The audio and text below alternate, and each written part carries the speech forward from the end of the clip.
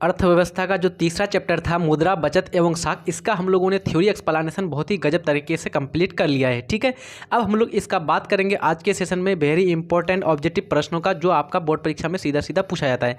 इस चैप्टर का हम लोग मुख्य रूप से जो है 46 यानी कि आपका 46 ऑब्जेक्टिव प्रश्नों का सोल्यूशन करेंगे बच्चों। और इस चैप्टर से हम लोगों का जो है मुख्य रूप से जो प्रश्न आपका पूछा हुआ है उसको तो हम लोग लिए ही हैं, और जो आने की संभावना है उसका सोल्यूशन करेंगे। ठीक है, एक एक करके प्रश्न आपका आता रहेगा, जिस प्रकार से बोर्ड परीक्षा में पूछा जाता है उस चारों में से आपको एक आपका ऑब्जेक्टिव को टिक करना है, एक ऑप्शन को टिक करना है। उसके बाद कमेंट बॉक्स में आप लोगों को कमेंट लिखना है और एट द लास्ट आप लोगों को बताना है बच्चों कि आप लोगों का टोटल कितना मार्क्स आ रहा है। ठीक है, ताकि पता चल जाएगा कि आप लोगों ने जो थ्योरी एक्सप्लेनेशन पढ़ा था, कंसेप्ट जो पढ़ा था चैप्टर का, तो आप लोगों ने किस प्रकार से याद रखा है। ठीक है, इससे रिवीजन हो जाएगा। और जिस प्रश्नों का आप लोगों को उत्तर नहीं आएगा तो आप लोग कृपया करके उसका स्क्रीनशॉट खींच लेंगे या फिर आप लोग अपने नोट कॉपी में नोट डाउन कर लेंगे। ठीक है, तो आइए स्टार्ट करते हैं एक एक करके, है ना। पानी थोड़ा सा पी लीजिए, अच्छी तरह से बैठ जाइए और अपने दोस्त यार को थोड़ा सा धमाकेदार रूप से एक बार शेयर भी कर दीजिएगा। ठीक है, तो मिलते हैं, शुरू करते हैं। पहला आपका क्वेश्चन है, आधुनिक युग की प्रगति का श्रेय जो है मुद्रा को ही है, ये कथन जो है किसका है। यानी कि मुख्य रूप से ये कथन है, आधुनिक युग की प्रगति का श्रेय मुद्रा को है, ये कथन किसका है। ट्रेस्कॉट साहब का, मार्शल साहब का, कराउथर या आपका इनमें से कोई नहीं। तो मुख्य रूप से ये जो कथन दिया गया था ये आपका प्रसिद्ध अर्थशास्त्री जॉन मार्शल साहब, इन्होंने दिया था आपका। तो यहाँ पर क्या हो जाएगा, आपका बी ऑप्शन आपका सही हो जाएगा। अगला प्रश्न है, मुद्रा का पारंपरिक कार्य क्या है, यानी कि प्राथमिक कार्य क्या है। तो मूल्य का हस्तांतरण, विनिमय का माध्यम, विलंबित भुगतान का मान, या फिर आपका मूल्य का संचय। मुख्य रूप से ये तो आपका चारों कार्य है मुद्रा का, लेकिन अगर प्राथमिक कार्य यानी कि पहला कार्य पूछा जाए तो सबसे पहले आपको बताना है विनिमय का माध्यम, यानी कि लेन देन के लिए सबसे पहले हम लोग मुद्रा का प्रयोग करते हैं। ठीक है, उसके बाद ये सारे आपका आ जाएगा। अगला प्रश्न है, तीसरा नंबर का, मुद्रा के कार्य हैं। बहुत ही इंपॉर्टेंट प्रश्न बच्चों, ये आपका मुद्रा का कौन सा कार्य, मापन, संचय, भुगतान, इनमें से सभी। तो ये आपका क्या हो जाएगा, तीन में से सभी हो जाएगा। लेकिन पहला जब पूछेगा तब उसको वहाँ पर बताना है आपको विनिमय का माध्यम। आगे बात करते हैं, इनमें से कौन जो है मुद्रा के कार्य नहीं है। इसमें से आपको बताना है इन चारों ऑप्शन में से कौन सा जो है मुख्य रूप से मुद्रा का कार्य नहीं है। विनिमय का माध्यम ठीक है, संचय का यानी कि किसी भी चीज़ का मापन ठीक है, मतलब कि भुगतान ये भी आपका आ जाएगा, लेकिन लेखन एवं संपादन ये आपका इस कैटेगरी के अंतर्गत नहीं आएगा, यानी कि मुद्रा के कार्य में नहीं आता है। इसलिए यहाँ पर 4 नंबर का डी ऑप्शन आपका सही हो जाएगा। ठीक है, अगला है 5वां नंबर का प्रश्न है, मुद्रा का प्राथमिक कार्य कौन सा है। यानी कि आपका फिर से प्राइमरी कार्य पूछ रहा है बच्चों, प्राथमिक कार्य पूछ रहा है, तो कौन सा ऑप्शन यहाँ पर ठीक हो जाएगा, वही आपका विनिमय का माध्यम। तो कौन सा ऑप्शन आपका यहाँ पर डी ऑप्शन आपका सही हो जाएगा 5वें नंबर का प्रश्न का। बांग्लादेश की मुद्रा का क्या नाम है, बहुत ही इंपॉर्टेंट है, 2021 में आपका सीधा पूछा हुआ भी बच्चों। तो बांग्लादेश जो हमारे भारत का बहुत ही पड़ोसी देश है, जो भारत से ही कट करके बना था आपका, कब 1971 में बना था बच्चों, लेकिन वो तो 1947 में ही अलग हो गया था भारत से। 1947 में वो आपका पूर्वी पाकिस्तान हो गया था, लेकिन बाद में 1971 ईस्वी में जाकर के इंदिरा गांधी उसको ये कर दिया था बच्चों, और वो बदल गया था आपका किस में, मुख्य रूप से वो हो गया था आपका बांग्लादेश। तो वहाँ पर जो उसकी राजधानी है ढाका, और उसकी जो मुख्य मुद्रा का नाम है वो आपका टाका, यानी कि आपका यहाँ पर सी ऑप्शन आपका सही हो जाएगा। अगला प्रश्न है, सभ्यता के पारंपरिक यानी कि प्रारंभिक अवस्था में मुद्रा का प्रयोग निम्न में से किस किस रूप में होता था। तो स्टार्टिंग टाइम में यानी कि प्रारंभिक अवस्था में बच्चों मुख्य रूप से जो मुद्रा का प्रयोग किया जाता था वस्तु के लेन देन के आधार पर। तो वस्तु कौन सा है आपका, गेहूं के आधार पर या आपका गाय के आधार पर। तो यहाँ पर आपका ऑप्शन कौन सा डी हो जाएगा, सही हो जाएगा, डी ऑप्शन आपका सही हो जाएगा, गेहूँ एवं गाय ये दोनों आपका ऑप्शन सही हो जाएगा। 8वां नंबर का प्रश्न है, इनमें से कौन सी मुद्रा संयुक्त राज्य अमेरिका में प्रचलित है। यानी कि USA United state of America, यानी कि संयुक्त राज्य अमेरिका जो है आपका देश, वहाँ पर कौन सी मुद्रा जो है आपका प्रचलित है, रियाल, दिनार, पाउंड या आपका डॉलर। तो आप लोग को मालूम होगा बच्चों, डॉलर जो है वहाँ का आपका मुद्रा में यानी कि मुद्रा का जो प्रचलन है वहाँ पर कौन सा है आपका, डॉलर है संयुक्त राज्य अमेरिका में। 9 नंबर का प्रश्न है, वस्तु विनिमय प्रणाली की मुख्य कठिनाई थी। यानी कि आपको बताना है कि वस्तु विनिमय प्रणाली यानी कि जो बार्टर सिस्टम था उसमें मुख्य रूप से कौन सी कठिनाइयाँ थी। आवश्यकता के दोहरे संयोग का अभाव, मूल्य मापन की कठिनाई, दोनों, इनमें से कोई नहीं। तो ये तो आपका था ही पहला नंबर, यानी कि आवश्यकता दोहरे संयोग का अभाव, साथ साथ में मूल्य मापन की भी कठिनाइयाँ थी, क्योंकि वहाँ पर मुख्य रूप से किसी भी प्रकार का मापक का प्रयोग नहीं किया जाता था। यहाँ पर आपका ऑप्शन सी जो है दोनों सही हो जाएगा यहाँ पर। ठीक है, ये दोनों कठिनाइयाँ उपलब्ध थी। अगला है, निम्न में से किस प्रणाली के अंतर्गत आवश्यकताओं के दोहरे संयोग का अभाव होता है। यानी कि आवश्यकता के दोहरे संयोग का अभाव का मतलब ये हुआ बच्चों, एक आदमी कुछ चीज़ सामान बेचने आ जा रहा है, लेकिन जो आदमी वहाँ पर खरीदने के लिए आ रहा है उसको उस सामान की ज़रूरत नहीं है, और ये जो आपका दूसरा आदमी जो सामान बेचने आ रहा है, इसको मान लीजिए ये आपका ए नाम का आदमी है और ये बी नाम का आदमी है, ये आपका ये ए नाम का आदमी आलू बेचने चाहता है और प्याज खरीदने चाहता है। लेकिन बी नाम का आदमी क्या है, बी नाम का भी आदमी जो है आलू बेचने चाहता है, प्याज खरीदने चाहता है। अब कैसे होगा, यहाँ पर तो दोनों का मुलाकात हो गया, लेकिन दोनों को सेम चीज़ है, दोनों के पास सेम चीज़ है और दोनों सेम चीज़ खरीदने चाहता है, तो यहाँ पर मुख्य रूप से आवश्यकता के दोहरे संयोग का अभाव हो जाता है ना। अगर यहाँ पर एक दूसरे के पास एक दूसरे के विपरीत सामान होती तो 100% यहाँ पर आसानी से ये लोग अपने सामानों का आदान प्रदान कर लेते हैं ना। तो यहाँ पर कौन सा हो जाएगा, ऑप्शन आपका सी जो है सही हो जाएगा। अगला प्रश्न है 11वें नंबर का, प्रारंभिक अवस्था में मनुष्य का जो व्यापार था किस पर आधारित थी, तो साख पर, वस्तु विनिमय पर, धातु मुद्रा पर या फिर आपका मोल जोल पर। तो मुख्य रूप से मैंने आपको पहले ही बताया था वस्तु विनिमय प्रणाली का ही प्रचलन था स्टार्टिंग टाइम में, जबकि प्रारंभिक काल में, तो यहाँ पर हो जाएगा आपका वस्तु विनिमय प्रणाली। विनिमय के माध्यम, यानी कि आपका 12वें नंबर का प्रश्न है, विनिमय के कितने रूप है। विनिमय का आपको रूप के बारे में बताना है, 2, 3, 4, इनमें से कोई नहीं। मैं आपसे रिक्वेस्ट करूंगा बच्चों, अगर आप लोग प्लीज़ इस चैप्टर के कंसेप्ट को नहीं पढ़ाए, थ्योरी एक्सप्लेनेशन को नहीं पढ़ाए, तो प्लीज़ आप लोग वीडियो को पॉज कीजिए और जाकर के सबसे पहले इसका थ्योरी एक्सप्लेनेशन को देख लीजिए। बहुत ही गजब तरीके से वहाँ पर हम लोगों ने कंप्लीट किया था सारा थ्योरी को, और देखने के साथ ही आपका ये सारा जो प्रश्न दिया हुआ है बहुत ही हलवा लगने लगेगा, क्योंकि वहाँ पर हम लोगों ने बहुत ही डीपली के साथ सारा चीज़ों का चर्चा किया था। तो मुख्य रूप से विनिमय का जो कार्य है बच्चों, वो आपका विनिमय का जो रूप है वो आपका 2 रूप है। पहला आपका मौद्रिक यानी कि वस्तु विनिमय, और दूसरा आपका मुद्रा विनिमय, मौद्रिक विनिमय। तो यहाँ पर आपका 2 रूप हो जाएगा। अगला है आपका 13 नंबर का, रुपया किस देश की मुद्रा है, यानी कि जो रुपया है वो किस देश की मुद्रा है, तो भारत की, पाकिस्तान की, नेपाल की, या फिर आपका इनमें से सभी देशों की। तो आप लोग को ध्यान रखना है, भारत, पाकिस्तान, नेपाल, इन तीनों देशों की जो आपका मुद्रा है वो आपका एक ही है, सेम ही है, मतलब कि आपका रुपया है। जबकि आपका बांग्लादेश का अभी मैंने ऊपर में बताया था क्या है, वहाँ पर बांग्लादेश का टका है। ठीक है, आगे बात करते हैं। 14 नंबर का प्रश्न है, विनिमय का सर्वोच्च माध्यम है, यानी कि जो आपका लेन देन का सर्वोच्च माध्यम है वर्तमान में कौन है, वस्तु है, चेक है, मुद्रा है, या आपका प्रतिज्ञा पत्र है। ये आपका प्रश्न आया हुआ है बोर्ड परीक्षा में, आप लोग क्वेश्चन बैंक उठा करके देख सकते हैं बच्चों। ठीक है, ये प्रश्न बहुत ही इंपॉर्टेंट है और बार बार आपका आया हुआ है। तो विनिमय का जो सर्वोच्च माध्यम है वो आपका मुद्रा है, यानी कि आपका करेंसी है। आगे है, वस्तु विनिमय प्रणाली की निम्न में से कौन सी कठिनाई है। वस्तु विभाजन में कठिनाई, सर्वमान्य मूल्य मापक का अभाव, दोहरे संयोग का अभाव, उपयोगिता में से सभी। तो ये जो सारे जो कठिनाइयाँ थी, ये आपका सारा कठिनाई आपका मौजूद था किसमें, वस्तु विनिमय प्रणाली, वस्तु विभाजन की कठिनाई, यानी कि कोई आदमी एक सामान खरीद करके लेता था तो किस प्रकार से उसका विभाजन किया जाए, ये बहुत ही ज़्यादा दिक्कत हो जाता था वहाँ पर। सर्वमान्य मूल्य मापक का अभाव, वहाँ पर यानी कि मापन के लिए कोई भी विशेष प्रकार की कोई मापक नहीं था बच्चों। मान लीजिए कोई एक आदमी गाय बेचने आ रहा है और कोई आदमी दूसरा आदमी जो है अपना मतलब कि बकरी बेचने आ रहा है। अब ये गाय वाला जो आदमी है बकरी वाले को देने चाहता है, तो उसके बदले में, उस गाय के बदले में कितना बकरी दिया जाएगा, तो यहाँ पर मुख्य रूप से मूल्य मापक का अभाव हो जाता था। दूसरा आपका दोहरे संयोग का अभाव, मैंने ऊपर ही समझा दिया था आप लोगों को। तो यहाँ पर आपका कौन सा हो जाएगा, ऑप्शन आपका डी जो है यहाँ पर सही हो जाएगा। ये सारी कठिनाइयाँ आपका मौजूद थी किसमें, वस्तु विनिमय प्रणाली में। प्राचीन युग में विनिमय की कौन सी कथा जो है प्रथा प्रचलित थी, यानी कि प्राचीन युग में। तो ये आपका बार बार प्रश्न आ रहा है बच्चों, सिर्फ आपका लैंग्वेज बदल दे रहा है। कभी आपका प्राचीन युग पूछ देता है, कभी आपका आरंभिक युग पूछ देता है, कभी कभी आपको स्टार्टिंग टाइम यानी कि आपका शुरुआती वर्ष में। आगे है आपका विनिमय के कौन से रूप है, विनिमय का जो मुख्य रूप से कौन सा रूप है, वस्तु विनिमय, मौद्रिक विनिमय, ए और बी दोनों, इनमें से कोई नहीं।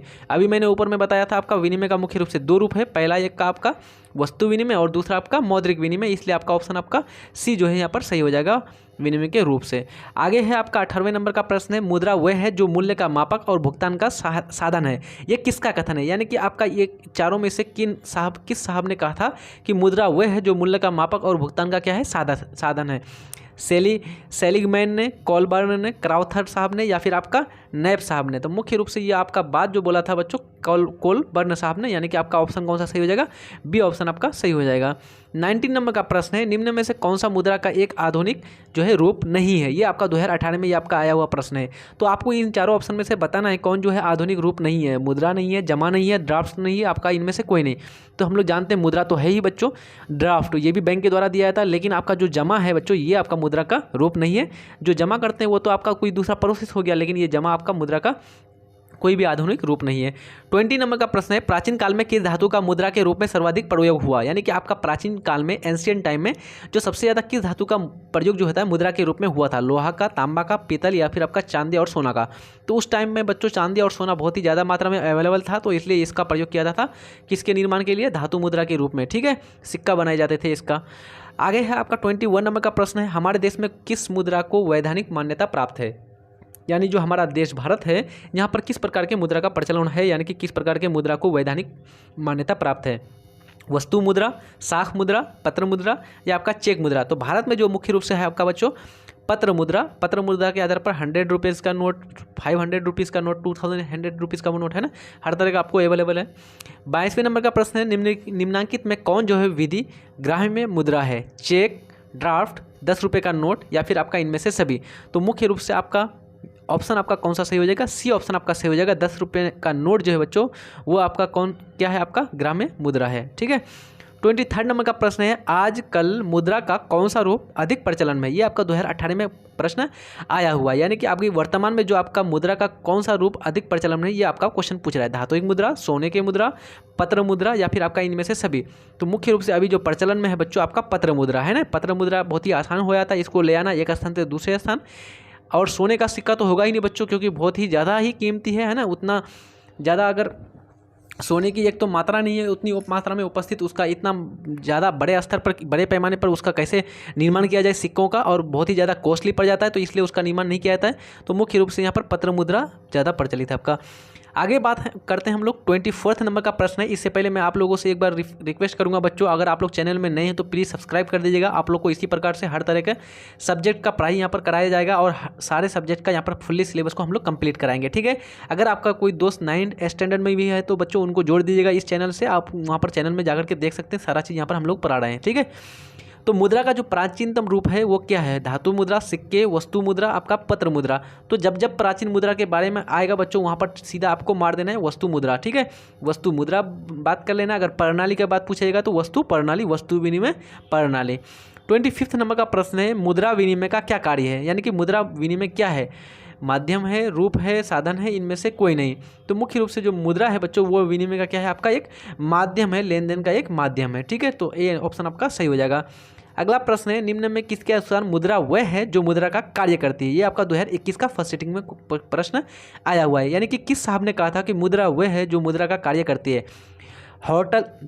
हॉटले विदर साहब ने, या हॉटरे साहब ने, केन्स, या फिर आपका प्रोफेसर टॉमस। तो यहाँ पर 26 नंबर का कौन सा आपका सही हो जाएगा, ऑप्शन ए जो है आपका हॉटले विदर्स साहब ने कहा था कि मुद्रा वह है जो मुद्रा का क्या करती है, कार्य करती है। 27 नंबर का प्रश्न है निम्नलिखित में जो है, निम्नलिखित में कौन प्लास्टिक मुद्रा के रूप में प्रचलित है। प्लास्टिक मुद्रा का आप लोग को एग्जाम्पल बताना है यहाँ पर। चेक, ड्राफ्ट, कागजी नोट या फिर आपका ATM कार्ड। तो अभी जो मुख्य रूप से अब वर्तमान में प्रचलन में है बच्चों आपका ATM कार्ड, जो आपका क्या है, प्लास्टिक मुद्रा है। प्लास्टिक मुद्रा का एक आपका रूप है जिसका उपयोग आप क्या कर सकते हैं, 24 घंटा प्रयोग कर सकते हैं उसका, है ना। ATM मशीन में जाकर के अपने बैंक में, अगर आपके अकाउंट में रुपया है तो वहाँ से आप उसका प्रयोग सीधा कर सकते हैं। किस धातु का मुद्रा के रूप में सर्वाधिक प्रयोग हुआ था, यानी कि हुआ है। लोहा, तांबा, पीतल, चांदी और सिक्का।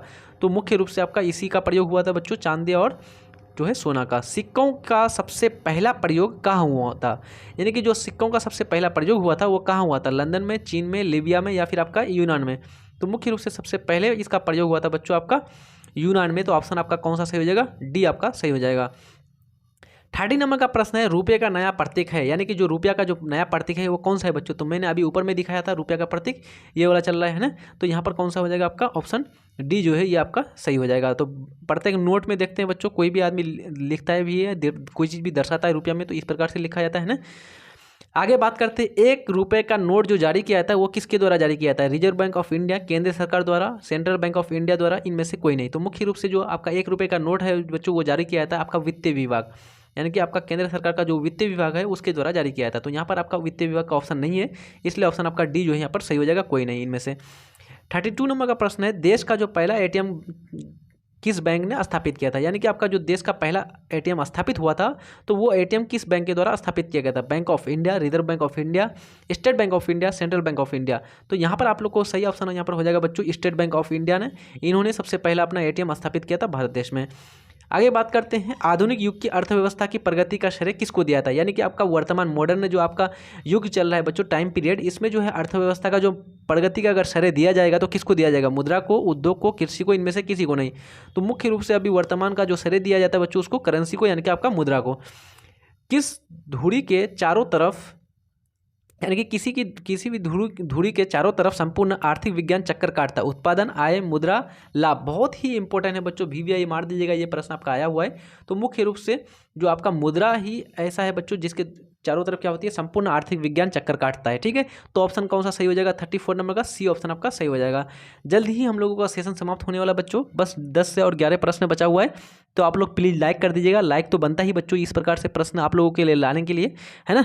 तो इसी प्रकार से आप लोग जुड़े रहिएगा, अच्छी तरह से हम लोग कंप्लीट कर लेंगे सारे सिलेबस को। मुख्य रूप से 35 नंबर का प्रश्न कह रहा है मुद्रा के निम्न में महत्व है, मुद्रा और औद्योगिक प्रगति, आय का समुचित उपयोग, भौतिक उन्नति का साधन, उपयुक्त में से सभी। तो मुख्य रूप से जो मुद्रा है बच्चों इन सारी चीज़ों के लिए महत्वपूर्ण है, तो ऑप्शन आपका डी जो है सही हो जाएगा। 36 नंबर का प्रश्न है, किसने कहा था कि आधुनिक विश्व में उद्योग मुद्रा रूपी वस्त्र धारण किए हुए हैं। यानी कि आपका मुख्य रूप से जो आपका किस अर्थशास्त्री ने कहा था कि आधुनिक विश्व में जो है आपका उद्योग जो है मुद्रा रूपी वस्त्र जो है आपका धारण किया हुआ है। ठीक है, तो जल्दी से बताइए कौन सा आपका ऑप्शन सही हो जाएगा। ऑप्शन आपका सही हो जाएगा, सॉरी बच्चों यहाँ पर पीगो आपका ऑप्शन सही हो जाएगा, तो ये आपका ऑप्शन सी आपका सही हो जाएगा। अगला प्रश्न है, किसने कहा था कि कर्ज जमा की संतान और जमा कर्ज की संतान है। यानी कि किस साहब ने कहा था कि कर्ज किसकी संतान है, जमा की संतान है, और जमा जो है किसकी संतान है, कर्ज की संतान है। केन्स साहब, या फिर आपका मार्शल साहब, या फिर आपका पेगू साहब, या फिर आपका क्रेथर साहब। तो कौन कौन कहा था बच्चों मुख्य रूप से आपका, तो यहाँ पर ऑप्शन आपका कौन सा सही हो जाएगा, ए ऑप्शन सही हो जाएगा। केन्स साहब ने कहा था कि मुख्य रूप से कर्जा जो है जमा की संतान है और जमा जो है कर्ज की संतान है। किसने कहा था, प्रोफेसर केन्स साहब ने। आगे बात करते हैं 38 नंबर का, निम्न में से कौन जो है साख पत्र के अंतर्गत नहीं आता है, चेक, बैंक ड्राफ्ट, हुंडी, या फिर आपका कागजी मुद्रा। यानी कि आपका किसके अंतर्गत, साख पत्र के अंतर्गत नहीं आएगा बच्चों। तो साख पत्र के अंतर्गत यहाँ पर आपका जो है हुंडी, यहाँ पर 38 नंबर का कौन सा ऑप्शन आपका सही हो जाएगा बच्चों, डी ऑप्शन यहाँ की। हाँ, यानी हुंडी भी आता है, उसमें ड्राफ्ट भी आता है, चेक भी आता है, तो यहाँ पर कागजी मुद्रा जो है आपका नहीं आएगा बच्चों। कागजी मुद्रा जो है आपका सीधा सीधा मुद्रा हो गया ना। 39 नंबर का प्रश्न है, साख के पक्ष कौन कौन से हैं। साख का पक्ष बताना है आपको, ऋणदाता, ऋणी, दोनों, आपका इनमें से कोई नहीं। तो जब भी आपका साख का बात आएगा बच्चों 100% वहाँ पर दो आदमी होगा, एक आपका ऋण देने वाला होगा और एक आपका ऋण लेने वाला होगा। तो एक को बोलेंगे ऋण दाता, ऋण देने वाले को, और जो ऋण ले रहा है उसको बोलेंगे ऋणी। तो यहाँ पर आपका दोनों आपका ऑप्शन सही हो जाएगा, तो सी ऑप्शन आपका यहाँ पर 39 नंबर प्रश्न का सही हो जाएगा। 40 नंबर का प्रश्न है, 40वें नंबर का प्रश्न है आपका, साख के मुख्य आधार होते हैं ऋण की राशि, समय, व्यक्ति का चरित्र, उपयुक्त तीनों। तो जब भी साख यानी कि जब भी आपका किसी को राशि दी जाती है बच्चों, ऋण दी जाती है, तो उसमें मुख्य रूप से ऋण की राशि को देखा जाता है, समय को देखा जाता है, और उस व्यक्ति का चरित्र को देखा जाता है। तो यहाँ पर आपका तीनों चीज़ को अच्छी तरह से देखा जाता है, तो यहाँ पर आपका ऑप्शन डी जो है 40 नंबर प्रश्न का आपका सही हो जाएगा। 41 नंबर का प्रश्न है, आय एवं उपभोग के अंतर को क्या कहा जाता है। तो जब आप आय यानी कि आपका इनकम में से किसको घटा देंगे, खर्च को घटा देंगे, उपभोग को घटा देंगे बच्चों, तो निकल जाएगा आपका बचत, यानी कि आपका बचेगा सेविंग। तो सेविंग यानी कि आपका ए ऑप्शन आपका सही हो जाएगा बच्चों, बचत। 41 नंबर का अगला प्रश्न है 42 नंबर का, निम्नलिखित में साख पत्र के अंतर्गत कौन आता है। यानी कि आपको बताना है साख पत्र के अंतर्गत इनमें से कौन आएगा, चेक, बैंक ड्राफ्ट, यात्री चेक, इनमें से सभी। तो मुख्य रूप से इनमें से सभी आ जाएगा बच्चों, है ना। बैंक ड्राफ्ट भी आता है, चेक भी आता है ना। आगे बात करते हैं साख का संबंध है, ये आपका 2016 में बहुत ही इंपॉर्टेंट बच्चों प्रश्न ये आपका 2016 में पूछा हुआ है। साख का जो संबंध है किससे, गरीबी से, उधार से, दोनों से, आपका विश्वास से। तो साख का जो संबंध है मुख्य रूप से विश्वास से है। ठीक है, आगे है साख का अर्थ क्या है। तो अभी हमने बताया साख का जो अर्थ है मुख्य रूप से साख का अर्थ क्या है, विश्वास करना। दूसरा आपका ऑप्शन है आपका ऋण लौटाने की क्षमता। तो दोनों को देखा जाता है, तो यहाँ पर आपका ऑप्शन सी जो है आपका सही हो जाएगा, ए और बी दोनों साख का अर्थ हो जाता है। लेकिन मुख्य रूप से अर्थ पूछ रहा है बच्चों, तो 100% ज़्यादा ध्यान रखिएगा। अगर आप लोग को ऋण लौटाने की क्षमता के आधार नहीं दिया रहेगा तो आप लोग को विश्वास करना ही लिखिएगा। ठीक है, 45 नंबर का प्रश्न है, इनमें से कौन जो है साख का आधार नहीं है, विश्वास, शिक्षा, चुकाने की क्षमता, ऋण की अवधि। तो मुख्य रूप से ऋण की अवधि तो चलेगा ही, चुकाने की क्षमता ये भी आपका सही है, विश्वास ये भी जरूरी है साख के अंतर्गत। लेकिन शिक्षा का कोई महत्व नहीं है, आपके पास शिक्षा है या नहीं है, लेकिन अगर आप लोग इस कैपेसिटी को रखते हैं तो आसानी से आपको मिल जाएगा, आपको ऋण मिल जाएगा, है ना। लास्ट प्रश्न है बच्चों आज के सेशन का। इससे पहले मैं आपसे दोबारा आपसे रिक्वेस्ट करूंगा, प्लीज़ आप लोग जो है सब्सक्राइब कर दीजिए एक बार अच्छी तरह से, है ना। चैनल में नए हैं तो बच्चों, और लाइक भी कर दीजिएगा। ठीक है, लास्ट प्रश्न मैं बता देता हूँ आप लोगों को कि बचत को प्रभावित करने वाले प्रमुख तत्व हैं, यानी कि जो आपका सेविंग है उसको प्रभावित करने वाले मुख्य रूप से तत्व जो है कौन कौन से, बचत करने की क्षमता, बचत करने की इच्छा, या फिर बचत करने की सुविधाएं, या फिर आपका इनमें से तीनों। तो यहाँ पर मुख्य रूप से क्या हो जाएगा बच्चों, इनमें से तीनों ही हो जाएगा। बचत करने की क्षमता के साथ साथ इच्छा और बचत करने की सुविधा भी होनी चाहिए, है ना। तो यहाँ पर आपका 46 नंबर का जो है आपका डी ऑप्शन आपका सही हो जाएगा बच्चों। ठीक है, आई थिंक आज का सारा प्रश्न बहुत ही अच्छा लगा होगा, बहुत ही हलवा लगा होगा, क्योंकि आप लोगों ने जो है चैप्टर को बहुत ही गजब तरीके से कंप्लीट किया था, कंसेप्ट को बहुत अच्छी तरह से पढ़ा था, थ्योरी एक्सप्लेनेशन को बहुत गजब के तरीके से समझ लिया था, है ना। तो इसी प्रकार से हम लोग जो है अगले चैप्टर को अब स्टार्ट करने वाले बच्चों, 4th चैप्टर इकोनॉमिक्स का, है ना। तो आप लोग रीडिंग मार करके आइएगा, ठीक है। मिलते हैं नेक्स्ट वीडियो में, तब तक के लिए जय हिंद, धन्यवाद।